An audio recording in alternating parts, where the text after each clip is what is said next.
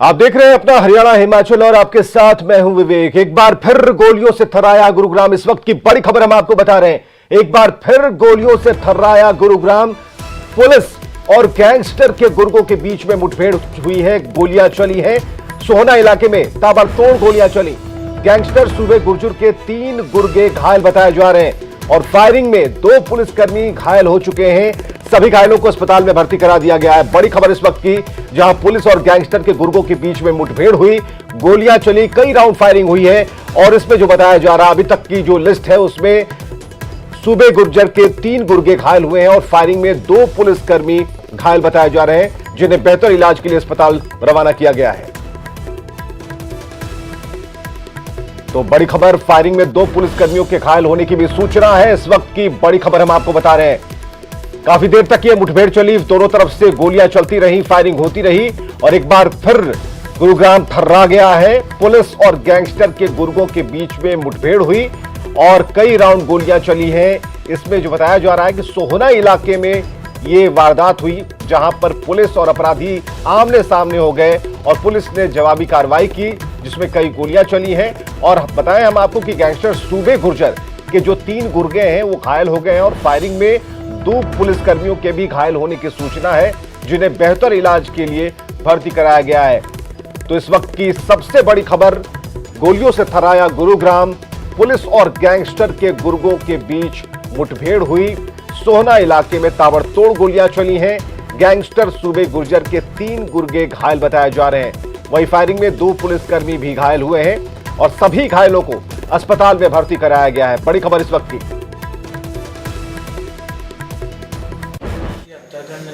के लिए आए थे, उनके पास भारी मात्रा में हथियार हैं। हम इनका पीछा करते हुए इनके पीछे लगे हुए थे, इन्होंने फायर कर दिए। ये कहाँ का वारदात है जहाँ पे इन्होंने फायर किए? ये सोमना के पास यहाँ पहाड़ी है क्या है। अच्छा, तो कितने लोगों को चोट लगी है इसमें आपको? हमारे 2 आदमी को लगी, एक मेरे एक और बदमाशों को कितनों को लगी? इन दो को। हमारे सहयोगी धर्मवीर शर्मा मौजूद हैं। धर्मवीर, क्या जानकारी अभी तक मिल पाई है? पुलिस ने क्या एक्शन लिया है?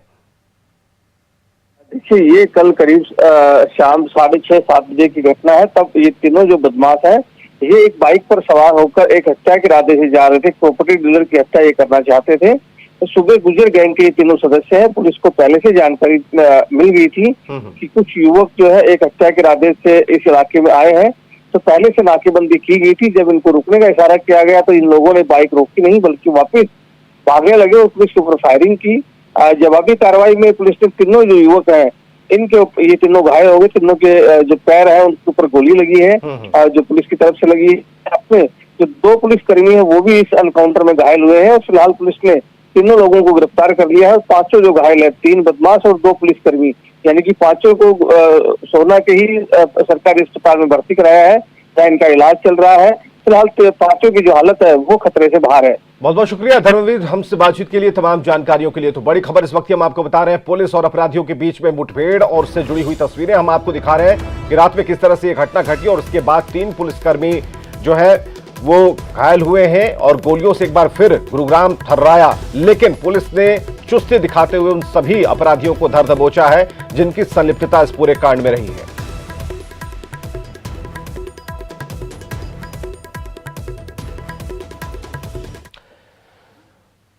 और अगली बड़ी खबर है नालागढ़ से, जहां के राजपुरा में गोलीकांड का मामला सामने आया है। पुलिस ने 5 आरोपियों को हिरासत में लिया है। गैंगस्टर दिलप्रीत बाबा से जुड़े हैं गोलीकांड के तार। जो खबर आ रही है उसके मुताबिक गैंगस्टर दिलप्रीत बाबा से गोलीकांड के तार जुड़े हैं। फायरिंग करने वाले दोनों गैंगस्टर पंजाब के रहने वाले बताए जा रहे हैं। गोदाम मालिक से हर महीने 1.5 लाख की फिरौती की डिमांड की गई थी और जेल से ही अपनी तरफ से गैंग चला रहा था दिलप्रीत बाबा। तो ये पूरी खबर अभी तक स्पष्ट हो पाई है। कुछ जो तस्वीरें हैं सीसीटीवी, उसके जरिए हम इस खबर को और भी पुख्ता कर रहे हैं ताकि ये पूरी जानकारी आप तक पहुंच सके। फायरिंग करने वाले दोनों गैंगस्टर पंजाब के रहने वाले बताए जा रहे हैं। ये दोनों गैंगस्टर जिसकी तस्वीर सीसीटीवी में कैद हुई है और गोदाम मालिक से हर महीने 1.5 लाख की फिरौती की डिमांड इनकी तरफ से की गई थी। हालांकि पुलिस पूरी कार्रवाई में जुटी है।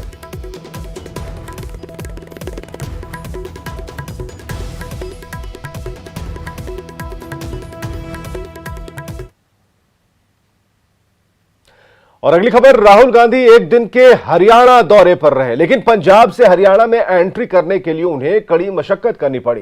पंजाब हरियाणा बॉर्डर पर कैसे हुआ सियासी बवाल और कैसे आगे बढ़ा राहुल गांधी का काफिला, देखिए रिपोर्ट।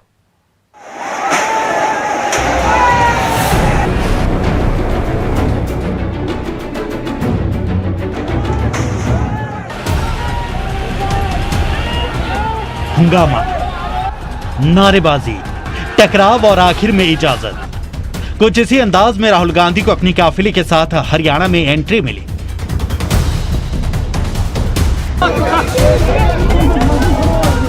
पहले से ही ऐलान था कि खेती कानूनों के खिलाफ पंजाब से चला राहुल का ट्रैक्टर मंगलवार को हरियाणा की सरहद लांघेगा, इसलिए बॉर्डर पर तैयारियां भी जोरदार थी। अनिल विज के पुलिस का भारी दस्ता पहरे पर था और ऊंची ऊंची बैरिकेडिंग रास्ता रोकने को खड़ी थी। दूसरी तरफ ट्रैक्टर का स्टीयरिंग खुद राहुल गांधी के हाथों में था और काफिला पटियाला को पार करते हुए हरियाणा की ओर बढ़ रहा था। टकराव के आसार पहले से ही थे। बावजूद इसके राहुल गांधी पंजाब से ही कांग्रेस कार्यकर्ताओं के झुंड के साथ हरियाणा में दाखिल होना चाह रहे थे।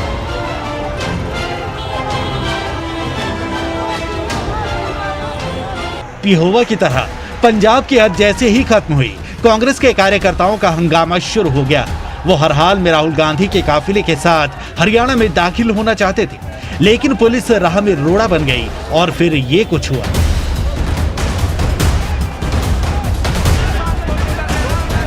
काफी देर तक हरियाणा पंजाब बॉर्डर पर यही हंगामा चलता रहा। ना राहुल गांधी मानने को तैयार थे और ना कांग्रेस के कार्यकर्ता। दूसरी तरफ पुलिस दीवार बनकर खड़ी थी, जिसे पिघलाने के लिए राहुल गांधी भी सड़क पर ही कुछ देर धरने पर बैठ गए।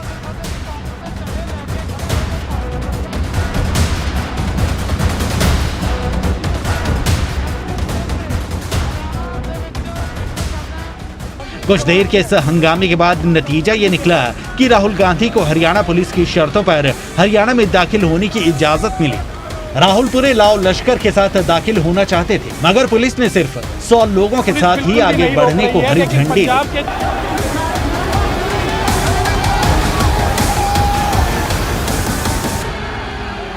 हरियाणा में एंट्री के बाद खेती कानूनों और मोदी सरकार के खिलाफ राहुल का फिर वही हमलावर रुख देखने को मिला।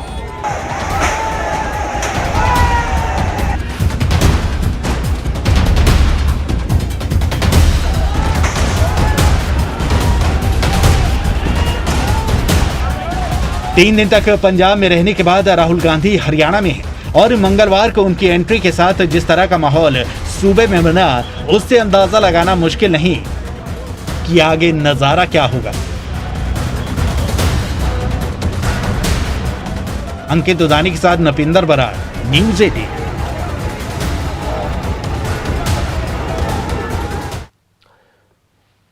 तो राहुल गांधी एक दिन के कुरुक्षेत्र दौरे पर रहे, जहां उन्होंने रैली कर कृषि कानून के खिलाफ केंद्र सरकार को निशाने पर लिया।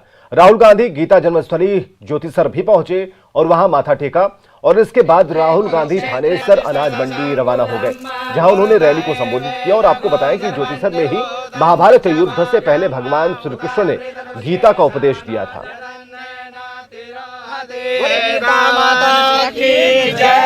योगेश्वरं भद्रनाभं सुरेशं विश्वाधारं गगनसुरनयनं योगविज्ञानगम्यं वन्दे विष्णु भवभयहरणं सर्वलोकैकनाथं धर्मक्षेत्रे कुरुक्षेत्रे अधिष्ठानसंकुलं गुरुगाये वेदगो सर्वं जगद्भूतं। और चलिए, इस बीच एक बड़ी खबर, राहुल गांधी पर स्मृति ईरानी ने हमला बोल दिया है। राहुल की खेती बचाओ यात्रा पर स्मृति ईरानी ने सवाल खड़े कर दिए। राहुल गांधी सिर्फ राजनीति चमका रहे हैं, यह कहना है स्मृति ईरानी का। किसानों के हित में राहुल की यात्रा नहीं है, स्मृति ईरानी ने कहा है। दो बड़े बयान स्मृति ईरानी की तरफ से, जिनमें उन्होंने कहा कि राहुल की खेती बचाओ यात्रा पर सवाल खड़े होते हैं क्योंकि राहुल गांधी अपनी राजनीति चमका रहे हैं, किसानों के हित में उनकी यात्रा नहीं है। हमारे साथ केंद्रीय मंत्री स्मृति ईरानी, उनसे बात करते हैं। मैम, जिस तरह से राहुल गांधी किसानों के लिए एक यात्रा निकाल रहे हैं, कैसे देखती है मैम कि राहुल गांधी की किसान यात्रा को? देखिए, अपनी राजनीति को चमकाने के लिए कांग्रेस यात्रा निश्चित रूप से कांग्रेस के पूर्व अध्यक्ष निकालेंगे। इसमें आपको अचंभा क्यों हो रहा है? लेकिन वो कह रहे हैं कि किसानों के खिलाफ के हित में। याद होगा कि न्यूज़ 18 की एक टीम ने जब एक खबर कवर की थी कि दिल्ली में एक ट्रैक्टर को जलाया गया था, तब पंजाब के मुख्यमंत्री ने स्वयं कहा कि कांग्रेस के वर्कर ने जलाया। इसलिए मैं कह रही हूँ, कांग्रेस यात्रा अगर कांग्रेस के पूर्व अध्यक्ष निकालें तो इसमें आपको अचंभा क्यों है? कांग्रेस इसलिए व्याकुल है क्योंकि बिचौलियों का कारोबार बंद होता दिख रहा है उनको। मैम, इसके साथ साथ बात करें, जिस तरह से राहुल गांधी जो हैं वो हाथरस भी गए थे, उनका यह कहना है कि वो जब गिर गए थे तो वो नहीं गिरे थे बल्कि देश गिर गया था, देश को गिराया गया था। क्या कोई भी देश को गिराने की बात या कल्पना कर सकता है? और मैं आपसे पूछती हूँ, क्या राहुल गांधी देश है? नहीं, वो तो एक नागरिक है ना? बात वहीं खत्म हो गई भाई साहब। उनका अहंकार सर चढ़कर हर बार बोलता है, ये उसी का एक परिणाम है, उसी का एक उदाहरण है। हाँ मैम, इसके साथ साथ बात करें, जिस तरह से हाथरस की घटना हुई, आप महिला बाल विकास मंत्री हैं, क्या आपको लगता है कि जिस तरह से न्यायिक प्रक्रिया आगे बढ़ रही है, बच्ची को न्याय मिलेगा, पीड़ित परिवार को न्याय मिलेगा? मेरा विश्वास है कि निष्पक्ष जांच के आधार पर न्याय सुनिश्चित किया जाएगा। एसआईटी का तो गठन हुआ ही था, अब केस सीबीआई को रेफर्ड है। इसे सीबीआई के अधिकृत जो प्रवक्ता हैं वो इस पर टिप्पणी करेंगे तो बेहतर होगा। कैप्टन रमेश सत्ताकर के साथ विनीत कुमार, न्यूज़ 18 दिल्ली। और सिरसा में पुलिस और किसानों के बीच झड़प हो गई। अपने आंदोलन के मुताबिक किसान डिप्टी सीएम दुष्यंत चौटाला के आवास का घेराव करने पहुंचे थे, जहां भारी पुलिस बल पहले से तैनात थी। किसान बैरिकेडिंग तोड़कर आगे बढ़ना चाह रहे थे और इसके बाद पुलिस को वाटर कैनन का इस्तेमाल करना पड़ा। यहां तक कि आंसू गैस के गोले भी छोड़े गए। कृषि कानून के खिलाफ बड़ी तादाद में किसान सिरसा में जुटे हुए थे। पुलिस और किसानों के बीच में झड़प की ये तस्वीरें आप देख पा रहे हैं। और आंदोलन के मुताबिक किसान जो है वो डिप्टी सीएम दुष्यंत चौटाला के आवास का घेराव करने पहुंचे थे। वो हंगामा उन्होंने किया। भारी पुलिस बल की तैनाती तो पहले से की गई थी। किसानों ने बैरिकेडिंग तोड़ी, उसके बाद वो आगे बढ़ना चाह रहे थे। पुलिस को वाटर कैनन का इस्तेमाल करना पड़ा उन्हें रोकने के लिए। यहां तक कि आंसू गैस के गोले भी छोड़े गए। कृषि कानून के खिलाफ बड़ी तादाद में किसान सिरसा में जुटे थे। इसकी तस्वीरें हम आपको दिखा रहे हैं।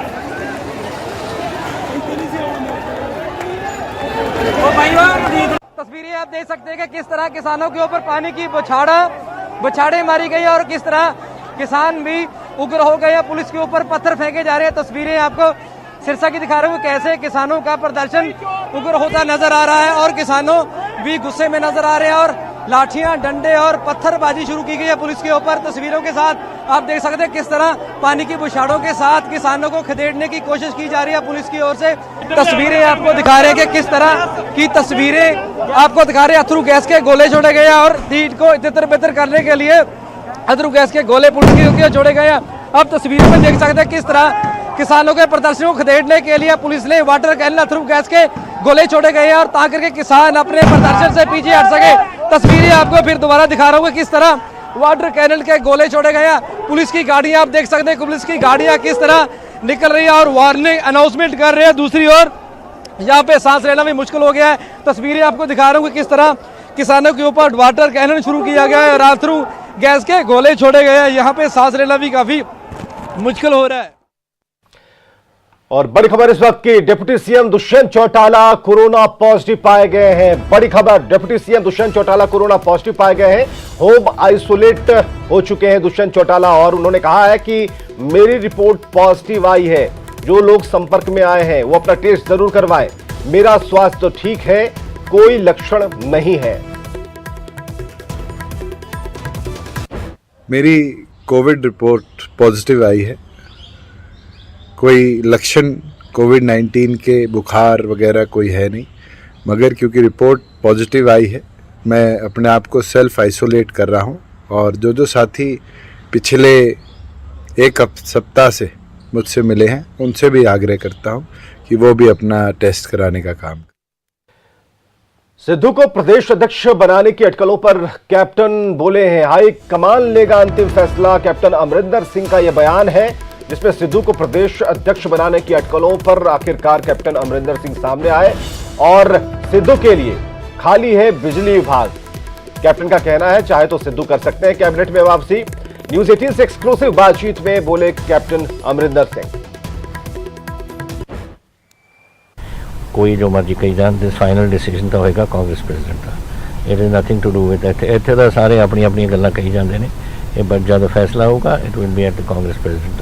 कैबिनेट च वापसी हो सकती, पावर महकमा ਤੁਹਾਡੇ ਕੋਲ ਹੀ ਹੈ। मैं तो पहला ही उन्होंने कहा अगर चाहिए पावर महकमा is welcome to have.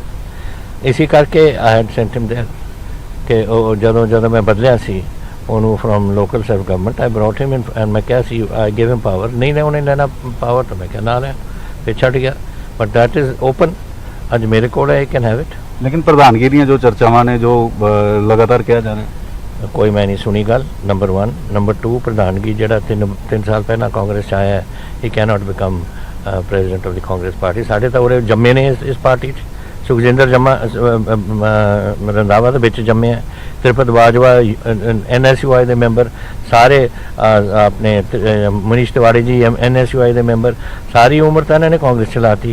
Why should somebody with 3 year service come and उन्होंने ऊपर जाके बैठे मैं ये हक च नहीं। और चलिए पंजाब में कोरोना के आंकड़ों पर जरा गौर फरमाते हैं। कितने नए मामले मिले तो आपको हम बताएं कि 888 नए केस सामने आ चुके हैं, 38 मौतें हो चुकी हैं। होशियारपुर जालंधर में 5 मरीजों की मौत हो गई। भटिंडा में 147 लोग, जालंधर में 113 नए मामले आए। 1,20,000 के पार हो गया है पूरा आंकड़ा और 11,982 एक्टिव केस अब तक है और 3,679 मौतें दर्ज की गई हैं।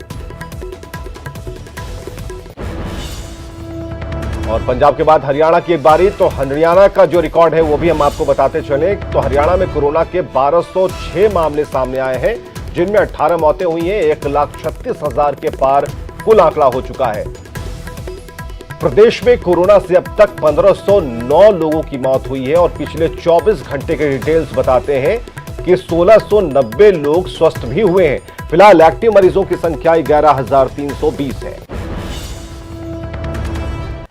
और चलिए हिमाचल प्रदेश में क्या है आंकड़ा। हिमाचल में कोरोना के 250 नए मामले सामने आए, 5 लोगों की मौत हुई है।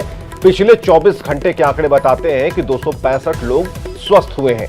प्रदेश में अब तक 224 लोगों की मौत हुई है और प्रदेश में कोरोना के कुल मामले 16,283 हैं। एक्टिव केस 3,136, वहीं ठीक हुए मामले 12,898।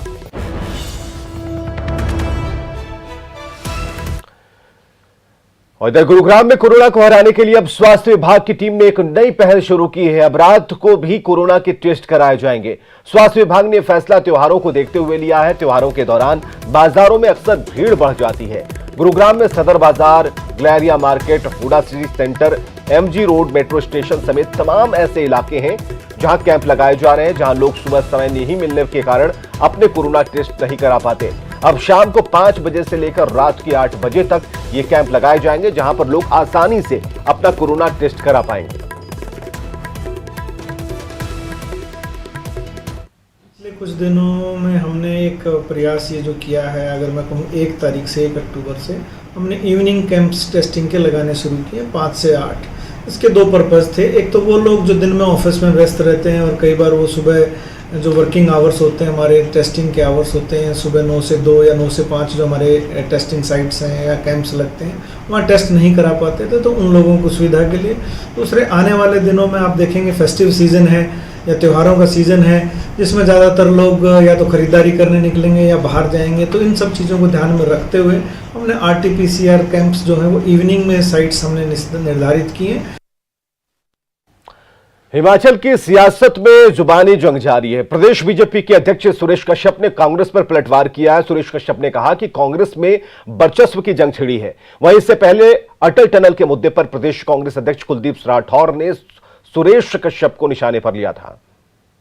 हमारे देश की सबसे पुरानी पार्टी है, वो सैकड़े में भी 2.5 अंक में निपट गई है और अगर इनकी यही स्थिति रही है तो आने वाले समय में मुझे ऐसा लगता है कि इस देश से इनका नामो निशान मिट जाएगा। अगर हम हिमाचल प्रदेश की बात करें तो आज कांग्रेस पार्टी गुटबाजी में फंसी हुई है, टुकड़ों में बटी इनकी पार्टी। कभी एक नेता जागता है कोने से, कभी दूसरा नेता दूसरे कोने से जागता है और उनमें वर्चस्व की जंग आजकल चली हुई है। और अगर इनके प्रदेश अध्यक्ष की बात करें तो बेचारे उनकी स्थिति तो बहुत ही दयनीय है। ना उनको यहाँ का कोई नेता मानता, कोई भी कांग्रेस का नेता उनको एक्सेप्ट करने की भारतीय जनता पार्टी के प्रदेश अध्यक्ष हैं वो अल्पज्ञानी है, उनको अभी जो है ज़्यादा ज्ञान अर्जित करने की ज़रूरत है। जो प्रधानमंत्री जी ने कल जो बयान दिया वो उसका खूब उन्होंने जो है वही बयान दिया। जिस वक्त इस टनल का जो है शिलान्यास हुआ, लेकिन वहाँ तक जो है सड़क का निर्माण करना था और उस सड़क का निर्माण जो है उसमें बहुत समय लगा। उसके बाद ये टनल जो है बिल्कुल जो समय निर्धारित था उसी समय के मुताबिक ये कंप्लीट हुई है। इसमें भारतीय जनता पार्टी का और मोदी का योगदान कोई नहीं है, उनका खाली ये योगदान है कि उन्होंने जो है इसका नाम जो है अटल बिहारी वाजपेयी जी के नाम पे रखा है। और खबर आ रही है कि पराली से फिर बढ़ सकती हैं मुश्किलें। पराली को जलाने से बाज नहीं आ रहे किसान और किसानों ने फिर लगाई है पराली को आग।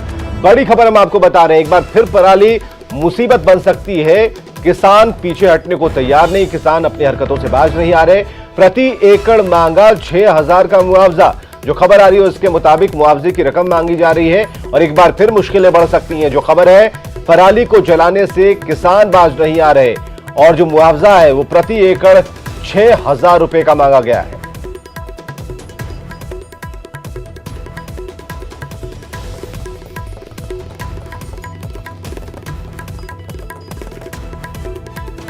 ਨੂੰ ਅੱਗ ਲਾਉਣਾ ਜੀ ਵੇਖੋ ਅਸੀਂ ਨਹੀਂ ਚਾਹੁੰਦੇ ਪਰਾਲੀ ਨੂੰ ਅੱਗ ਲਾਈ ਜੇ ਇਹਦੇ ਨਾਲ ਪ੍ਰਦੂਸ਼ਣ ਫੈਲਦਾ ਬਿਮਾਰੀ ਵੀ ਲੱਗਦੀ ਆ, ਪਰੰਤੂ ਕਿਸਾਨ ਨੂੰ ਵੈਸੇ ਭੰਡਿਆ ਜਾਂਦਾ ਵਾ। ਇਹ ਸਿਰਫ 8% ਜਿਹੜਾ ਵਾ ਇਹ ਖੇਤੀ ਤੋਂ ਜਿਹੜਾ ਪ੍ਰਦੂਸ਼ਣ ਹੁੰਦਾ ਵਾ, 51% ਫੈਕਟਰੀ ਤੋਂ ਹੁੰਦਿਆ, 25% खबरें लगातार जारी हैं, आप बने रहिए हमारे साथ।